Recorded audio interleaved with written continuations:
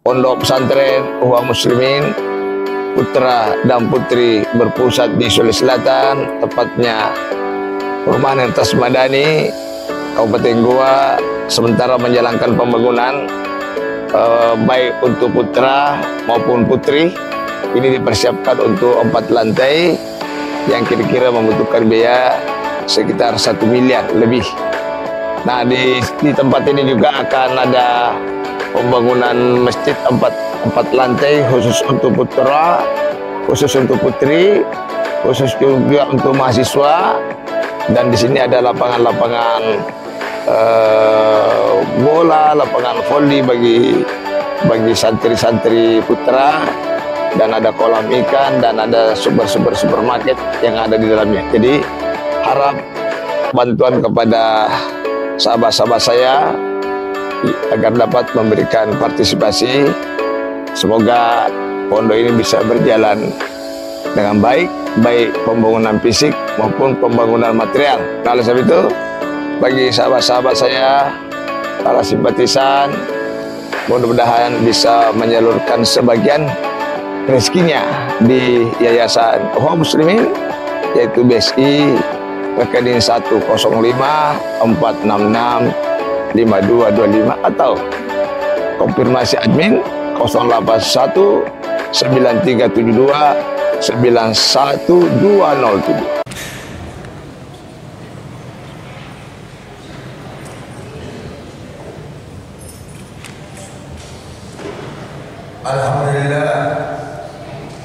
Alhamdulillah al-malikul haqqul mubin al-azizul jabbar mutakabbir. Asyhadu an la ilaha illallah wahdahu la syarika lah wa asyhadu anna Muhammadan abduhu wa rasuluh. Allahumma shalli ala Muhammad wa ala alihi wa sahbihi ajma'in. Amma ba'd. Ibadallah, usikum wa iyaya bittaqwallah berbazal muttaqun. A'udzu billahi minasyaitonir rajim. Bismillahirrahmanirrahim. Laisa birra wal wujuhakum qibala al-masyriq wal maghrib walakin birra man amana billahi wal yawmil akhir wal malaikati wal kitabi wan nabiyyin ila akhir ayat. Sadaqallahu alazim. Jemaah-jemaah yang selalu rahmat Allah Subhanahu wa taala, alhamdulillah pada hari ini mari kita bersyukur kepada Allah Subhanahu wa taala. Kita masih ditakdirkan Allah bernapas pada hari ini. Semoga takdir bernapas ini kita diberi kekuatan oleh Allah, diberi hidayah untuk mengabdi kepadanya.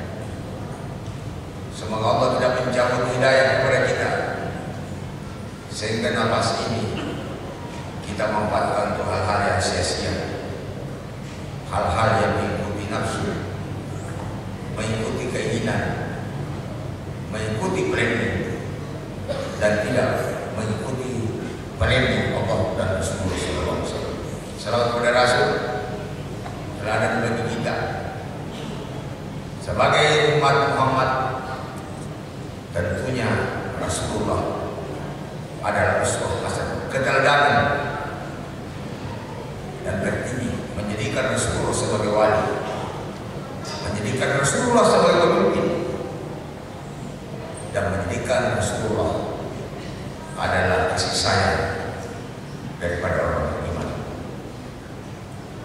Tentunya indikator bagi hidup Muhammad yang kita sudah tahu nasihat Muhammad dari segala aktivitas kehidupan, mulai masalah ekonomi, masalah sosial, masalah politik, masalah bernegara, masalah perdagangan, masalah keuangan, semua ada keteladanan. Tentunya indikator bagi Muhammad yang kurang lebih 300.000 ucapan Rasulullah, kira-kira berapa persen ucapan Rasulullah yang tidak pernah baca? Saya kira tidak logis bagi Muhammad yang tidak tahu hadis, apalagi cuma pernah baca 5 hadis. Logikanya di mana seperti itu? Tidak ada. Itu hanya pengikut kosong belaka. Berislam ya hanya sekedar. Karena Muhammad minimal 10% 20% dari bertentangan dengan komunis. Paham itu Marxis, paham tentang Lenisme, dia paham tentang ideologi dan semangat menyebarkan ideologi sehingga sukses dalam meraih simpati. Begitupun Nabi Muhammad, paham Nabi Muhammad, tentunya semangat juga menyebarkan ajaran Muhammad. Tidak pernah gentar jalan kehidupan. Apalagi corona yang sekira masalah biasa, jauh lebih bahaya kalau kita tidak tahu hadis.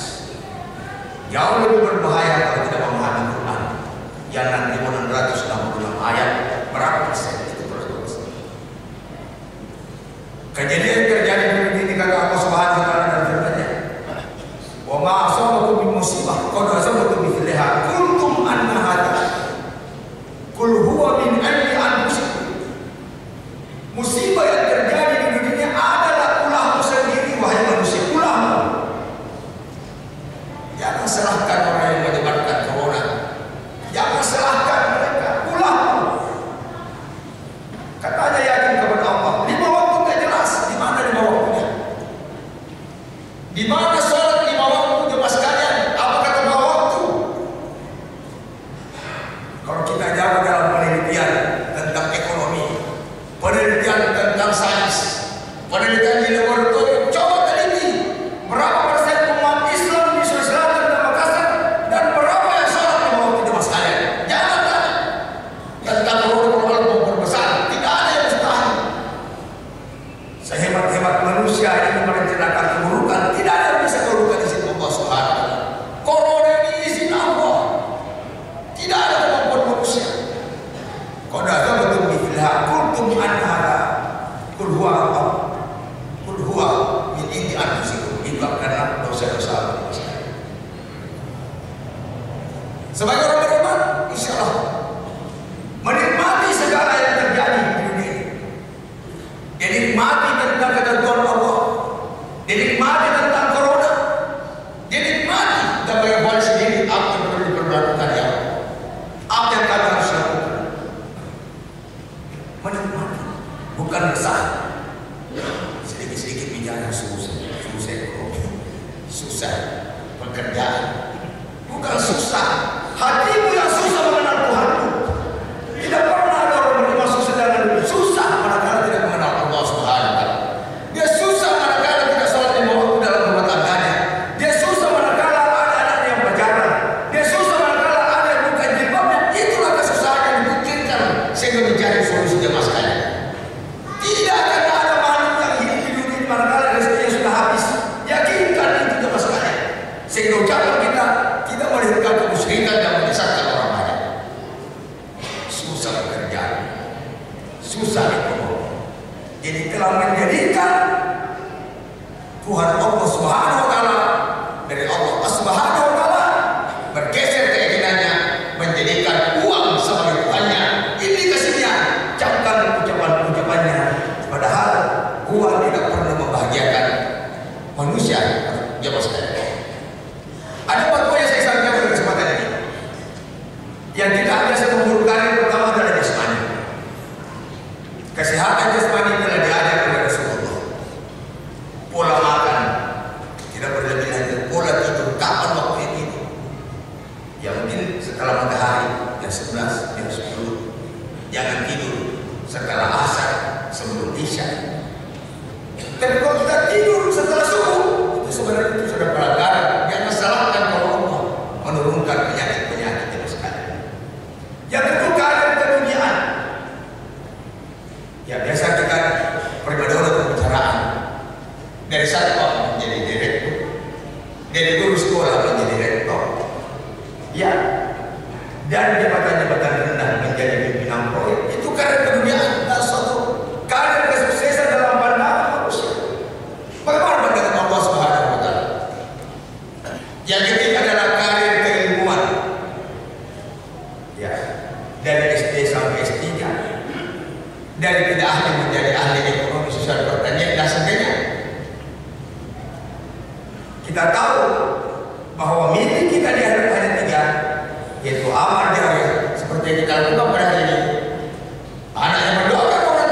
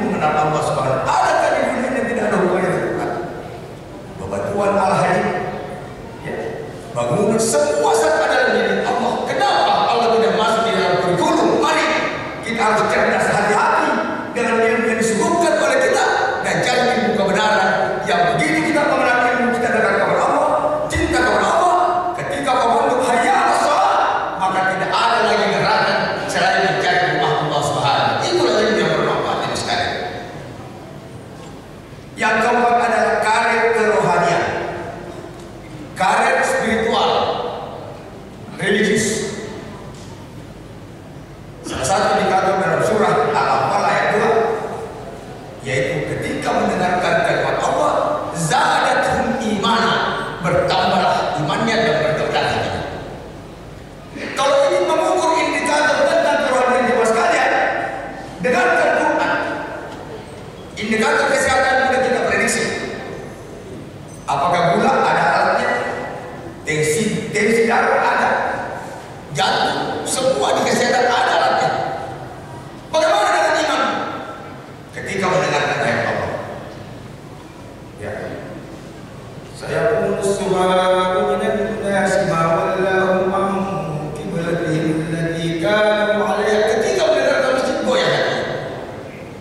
Ketika mendengarkan suara azan, suara Al-Quran, mengaji dalam rumah, murattal dalam televisi, hati tidak boleh periksa kemungkinan hati kita telah ditutup oleh Allah Subhanahu wa taala. Itu yang dikatakan.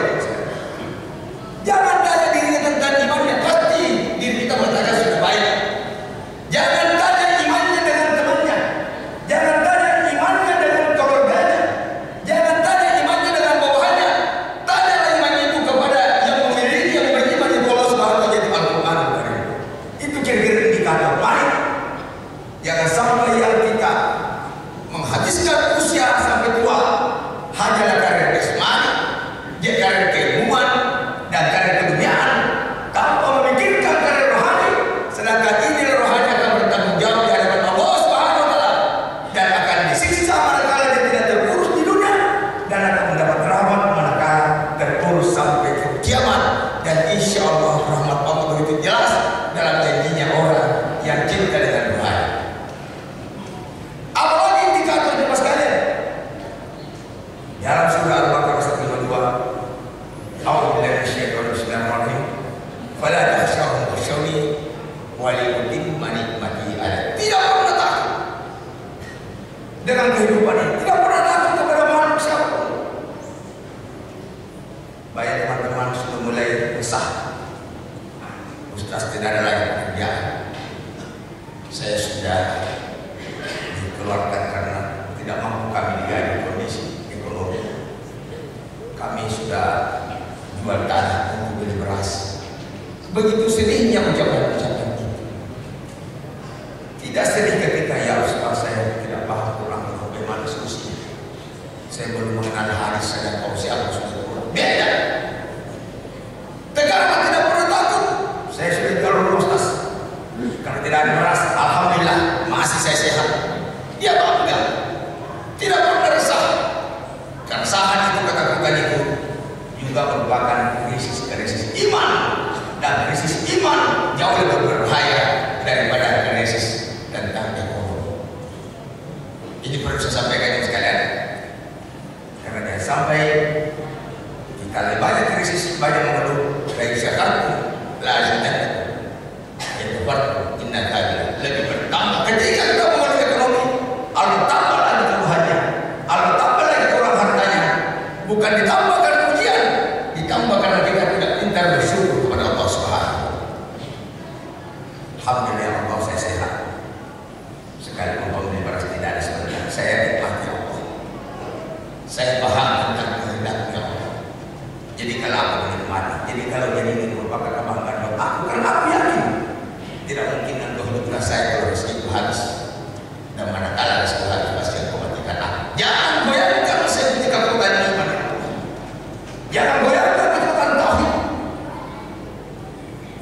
Saya berbahagia lagi di telepon Ustaz, ada orang ketemu ya calon pemimpin satu daerah. Saya bilang boleh, dengan catatan jangan membawa apa-apa. Saya hanya tukar pikiran bagaimana mencari solusi di negara kita yang terbaik. Saya berpikir besok yang harus saya dulu.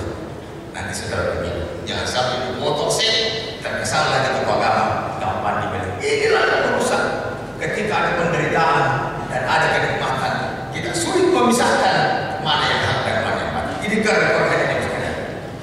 Saya tambah lagi tentang surah Al-Baqarah ayat 177. A'udzubillahi minasyaitonir rajim. Bismillahirrahmanirrahim.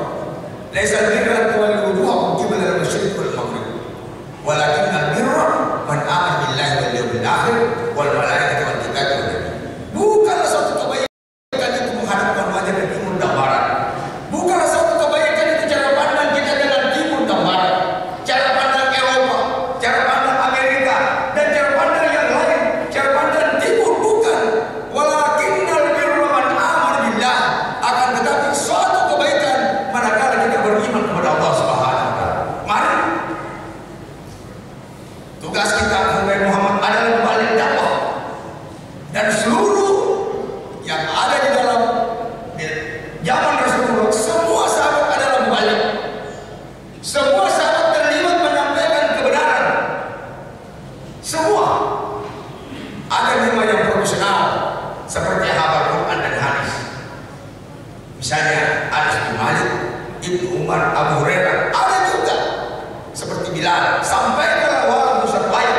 Kalau agama ini hanya diperhitungkan, hanya yang berhak menyampaikan adalah alim-alim di pondok, adalah dari Umi, dari Yayan, bagaimana dengan mungkin 70%, 90% bukan tugas saya. Maka hancurlah agama kita ini manakala kita tidak terlibat dalam urusan dakwah. Sampaikan. Bahkan dalam ajaran Islam dikatakan sebaik-baik manusia kuntum khairan ummah ukhrijat linnas ta'muruna bil ma'ruf wa tanhauna 'anil munkar, yaitu menyeru yang ma'ruf, mencegah yang munkar, yaitu mempelajari Al-Quran dan mengajarkan Al-Quran. Berarti kalau kita menengok kepada Al-Quran, seluruh manusia yang tidak terlibat belajar Al-Quran dan mengajarkan tidak di Rasulullah SAW. Silakan protes kalau tidak setuju, dan sulit diamandemen Pak, sulit diamandemen. Karena ini adalah wahyu. Oleh sebab itu sikap kita ini bisa membedakan antara salih, fasik, munafik atau Islam. Mari kita menengok diri kita dengan kacamata Quran, dan tidak di dalam munafik, musyrik, zalim, dan takwa dan muttaqin shadiqin adalah situasi. Mari wala tamutunna illa wa antum muslimun. Janganlah mati kecuali dalam tunduk pada Allah Subhanahu wa taala. Itu kebaikan beriman kepada Allah. Bikin suatu proyek beriman kepada Allah. Bikin suatu proposal bagaimana manusia beriman kepada Allah. Jangan tanggung-tanggung, cari ilmu yang kuat, korbankan waktunya, korbankan bahkan jiwanya, korbankan tenaganya, korbankan dananya. Dan memang umat Islam, orang yang mencari uang tiada lebih untuk mengorbankan di jalan Allah. Itulah bisnis yang terbaik yang dapat menyelamatkan asap dari asap yang pedih. Tidak ada bisnis yang bisa menyelamatkan kita kecuali bisnis tentang agama Allah Subhanahu wa taala. Wal yaumil akhir wal malaikat wal kitab, yakin kepada malaikat, yakin kepada akhirat. Manusia yang yakin kepada akhirat, insyaallah ketika komando azan tidak ada lagi tinggal di rumahnya laki-laki. Pasar pasti kosong. Tapi kalau akhirat tidak kita yakini, yang datang sholat itu saja 2 baris dalam jumlah manusia yang kira-kira berapa ribu. Jadi jangan salahkan corona ini. Bisa saja ada lagi nomor corona yang muncul ketika kedudukan kita kepada Allah. Solusinya datang kepada Allah. Solusi masker, solusi jarak itu, solusi dunia, solusi kepada siapa pemilik corona ini jamaah sekalian. Jangan kita terjebak dengan pemikiran orang kafir. Apalagi WHO bukan rujukan Quran, tapi rujukan daripada pikiran-pikiran sendiri. Kita harus ada sikap, tapi namun tetap menghargai pikiran-pikiran. Kita harus bersikap secara ilmiah. Apakah betul tentang corona ini ditujukan kemana?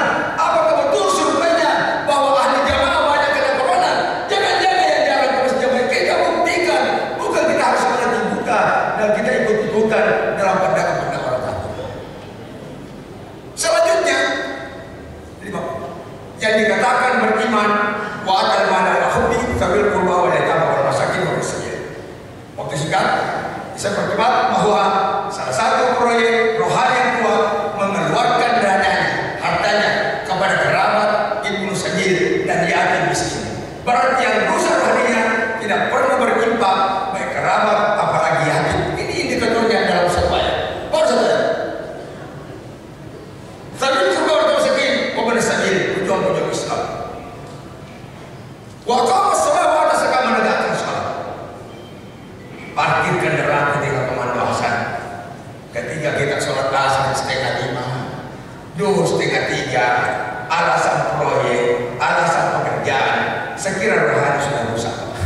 memperbaiki cepat sebelum Allah memanggil. Dan bisa dideteksi, bisa dibuktikan orang-orang yang rusak harinya pasti sulit bersyahadat ketika mati. Silakan teliti beberapa rumah sakit di Makassar ini. Silakan teliti semua banyak, teliti Wahidin, teliti Stella Maris, teliti semuanya. Ketika bisa bersyahadat, ketika hidupnya melalaikan tentang agama Allah Subhanahu wa Ta'ala. Kalau ada yang akhir. Wasabi wa birqab wa qama salatu wal mu'minun bi'ahdu wasabirin bil ba'sa wad dharra wa hinal ba's ulai alladziina sabaru ulai muttaqun. Sabar di dalam pemberitaan, sabar di dalam malapetaka, dan sabar di dalam wahinal ba's, di dalam berperang dalam menegakkan keadilan. Jadi ada 17 poin dalam satu ayat ini. Allah mengatakan ulaika alladziina sabaru, itulah orang yang benar. Itulah orang yang benar, wa ulaika humul muttaqun, dan itulah orang yang bertakwa. Bicara kondisi kebenaran, bicara kondisi takwa, lihat yang menjelaskan kebenaran Allah, beriman kepada Allah, beriman kepada malaikat, yang ketiga beriman kepada kita, beriman kepada hari akhirat, mengeluarkan zakat kepada fakir miskin, yatim piatu, menegakkan sholat, mengeluarkan zakat, berinfak, sabar dalam penderitaan, sabar dalam kemelaratan, sabar dalam perjuangan. Ada 17 poin jemaah sekalian.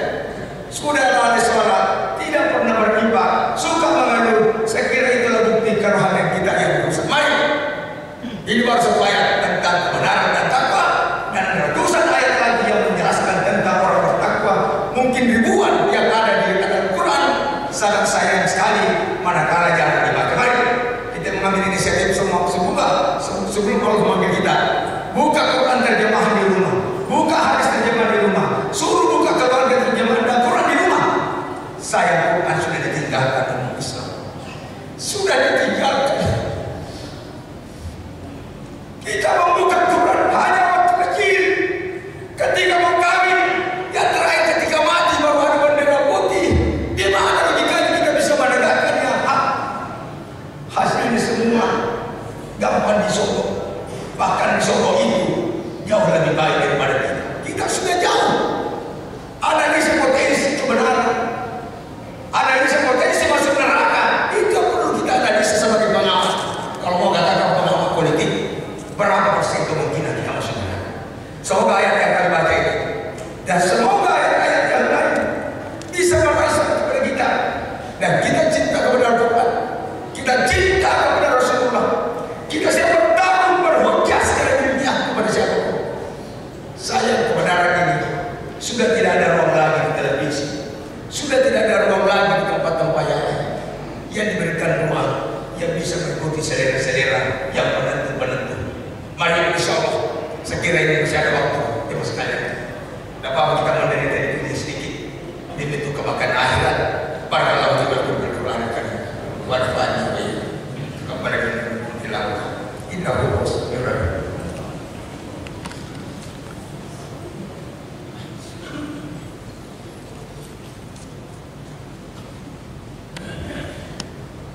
Alhamdulillah karena malaikat beriman bil Islam. Asyhadu an la ilaha illallah wahdahu la syarika lah wa asyhadu anna Muhammadan abduhu wa rasuluh. Allahumma shalli ala sayyidina Muhammad